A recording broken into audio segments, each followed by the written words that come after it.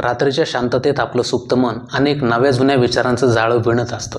याच विचारामधून स्वप्नात आपल्यासमोर कधी एखादी सुंदर टेकडी उभी राहते, तर कधी विशाल डोंगर उभा राहतो. जर अलीकडेच तुम्हालाही स्वप्नात असाच एखादा डोंगर दिसला असेल, तर आजचा हा व्हिडिओ तुमच्यासाठीच आहे.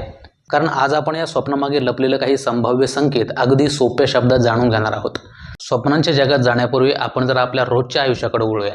मराठी भाषेत डोंगर हा शब्द जितका निसर्गातील उंच आणि दगडी भूभागासाठी वापरला जातो, तितकाच तो आपल्या भावना आणि परिस्थिती व्यक्त करण्यासाठी सुद्धा वापरला जातो. म्हणूनच साहित्यापासून ते रोजच्या बोलण्यापर्यंत या शब्दाचा वापर अनेकदा मोठा बोजा, त्रास किंवा संकट दाखवण्यासाठी रूपक म्हणून केला जातो. उदाहरणार्थ, जेव्हा एखाद्यावर अचानक खूप मोठं संकट येतं, तेव्हा आपण काय म्हणतो? त्याच्यावर दुःखाचा डोंगर कोसळला. किंवा अतोनात आर्थिक अडचण निर्माण झाल्यावर आपण काय म्हणतो? कर्जाचा डोंगर साचलाय.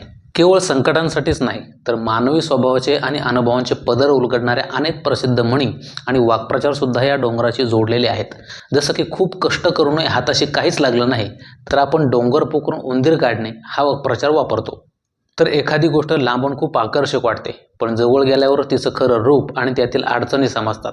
हे सांगण्यासाठी दुरून डोंगर साजरे ही लोकप्रिय म्हण आपल्याला खूप काही शिकवून जाते. पण ही झाली जागरूक जगातली गोष्ट. आता पाहूया, वास्तवात संकटाचा बोजा वाटणारा हाच डोंगर जेव्हा स्वप्नात येतो, तेव्हा तो नेमके काय संकेत देतो.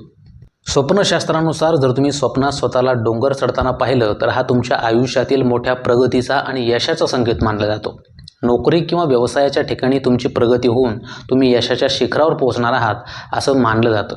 वास्तविक पाहता डोंगर चढणं हे मोठ्या ध्येयांचं आणि आव्हानांचं प्रतीक आहे. असं स्वप्न अनेकदा प्रेरणा देणारं मानलं जातं, जिथं कष्ट लागतील पण त्यातून प्रगती किंवा समाधान मिळण्याची शक्यता असते. यातच जर तुम्ही स्वप्नात हिरवागार डोंगर पाहिला, तर ते अधिक शुभ आणि सकारात्मक मानलं जातं. निसर्गाची ही हिरवळ आयुष्यात शांतता, समृद्धी आणि भरभराट घेऊन येते. विशेषतः जर तुम्ही सध्या मानसिक तणाव किंवा चिंतेचा सामना करत असाल आणि अशा वेळी तुम्हाला हे स्वप्न पडलं, तर तुमच्या आयुष्यातील संकट लवकरच ओसरून एक नवीन आनंदी टप्पा सुरू होणार आहे असा याचा अर्थ घेतला जातो. हे स्वप्न पाहताना जर तुमच्या मनात कोणतीही भीती नसेल, उलट मन अगदी प्रसन्न आणि शांत असेल, तर ते मनाला एक वेगळीच उमेद देऊन जातं. या व्यतिरिक्त तुम्ही स्वतःला डोंगरावरून खाली पडताना पाहिलं, तर तो जीवनातील चढ उतारांचा किंवा पडझडीचा इशारा असू शकतो. हे स्वप्न आगामी काळात तुमच्या मानसन्मानाला, प्रतिष्ठेला किंवा पदाला धक्का पोचू शकतो याचं लक्षण मानलं जातं.